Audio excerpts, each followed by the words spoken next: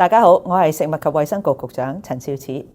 特區政府一直都非常之重視向兒童推廣口腔健康嘅教育工作，並投放資源喺學童牙科保健服務，每年為小學生提供牙科檢查、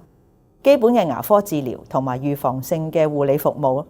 教導學童係盡早開始保持口腔衛生，預防牙患。香港大學牙醫學院嘅賽馬會幼童健齒計劃同我哋嘅政策理念係一脈相承。項目不但係向全港嘅兒童提供牙科檢查服務，亦都為家長舉辦講座，亦都為幼稚園教師係提供培訓，令佢哋係更有效咁向學童傳遞口腔健康嘅信息，令到學童係從小培養正確嘅口腔衛生習慣。我衷心祝願計劃成功推行，惠及全香港學前嘅兒童。